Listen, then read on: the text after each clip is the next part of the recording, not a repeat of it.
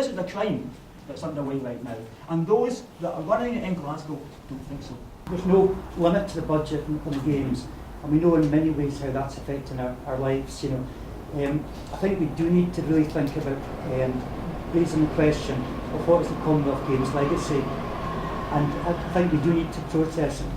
All Tory cuts were implemented in Scotland by non-Tory, inverted commas, politicians.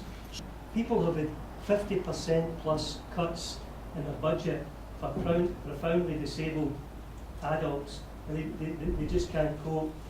That only 1 in 3 people with a learning disability have somebody they can call a friend. The year 2014. I think the majority of people who are making out personalisation are your provider companies, your charities, your taxi drivers, anybody and everybody but the person that's supposed to be benefiting.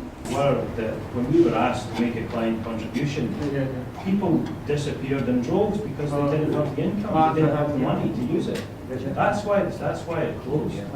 And what they're doing in these community centres and church halls is having a game of pool, getting the nails painted, and that's to be it for the next 30, 40 years. And putting a cost on disabled and learning disabled people for the privilege of being part of your community. When the same community doesn't pay for the use of the community centres, but if you're disabled, you will pay. All we see is an increase of misery and chaos for the most vulnerable in our city. If you live in the east end of Glasgow, you'll be lucky to make 60. I've got a carer, I'm under compulsory order, and I have to pay £26.50 a week for 1 hour. They just take me about 4 times a year to see the psychiatrist. That's all they do for me. I think this is scandalous. And we wrote a formal complaint, a letter of formal complaint to the council. They wrote back to us and said that we weren't allowed to complain. Some of the politicians are out of control, some of the senior officers are out of control in Glasgow City Council, threatening unions. What does it mean, you know, when in this woman's case, the psychiatrist has said that her son was at risk of suicide if his service was cut? And that, you know, the computer said the answer. I mean, over the last 5 years, there's been 40,000 council jobs cut in Scotland. And it's a quote for a monument that's down in the Clyde side, and it's my favourite monument in Glasgow. It's there to honour those who fought against fascism in the Spanish Civil War. Better to die on your feet than to live on your knees.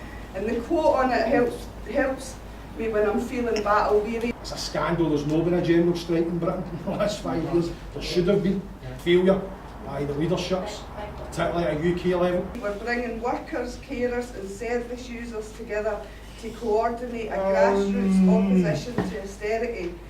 So what I've seen is that we can make a difference. If the bedroom tax, I've seen loads of women being re-politicised or politicised for the first time, and we made politicians accountable and we chapped them. I'd like a list of the councillors who voted us through, so it's going to take part, so we know who to target. But let's hammer these buggers, let's identify them, and if necessary, people should be voting them out of office. And we were bloody nuisances, and because we were bloody nuisances, the Scottish Parliament got their act together and did something about it.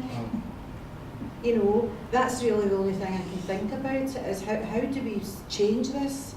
I looked to our past and I seen characters like Mary Barber in 1915 Rent Strike. Also made me look at just how amazing some of the people in Glasgow are. You know, we had the Glasgow girls in 2005. We're lucky enough one of them's in this room today, who stood up and said, no in my block, no in my watch, you're no dragging wains out their bed. Working class people, trade unionists, folk who use and rely on care services, we've got to get together. So events like this are really good in building that kind of programme.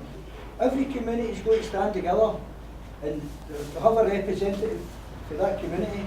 Then we'll have communities joining together and stand as a one voice for our community, our oppressed, our elderly, our needy. Lucky enough for a while I worked for social work in Glasgow, and I was really proud of the fact that I went out and I helped to give people services, and I know that the folk in here today that are working in social work are absolutely horrified at what they're being expected to do. Just getting back into social work, I see it now as a profession that's completely and utterly depoliticised. It's now a version of civil service. It doesn't matter who's in politically, they will carry out the kind of the orders of whoever's in office, whether or not that's contravenes the value base and professional ethics that govern the profession, and they seem to become absolutely toothless. Social worker implementing it, I think the dilemma they must face, because how can you walk out of someone's home on their devastation you've left behind? I've gone to speak to young social workers, and they are full of anger about austerity, about the crisis. They are with us. I just don't know where things are going to be. So that obviously we part of the union is to collectivise, into campaign as much as we can, use the power of the union as much as we can. As a profession, we have to stand up and say, no, this contravenes everything we stand for. You don't fight, you're going to lose. Can I just say the best thing I've heard today, not the best, but one of the best I've heard today is what the social workers said. It would be a great help for the social workers all got together. We're perfect social workers. I don't agree with it, but I have to do it. I'm fed up hearing it. See, if you don't agree with it, get together and go and strike. Don't do it. Don't do it. That's what the workers and the social workers should be doing.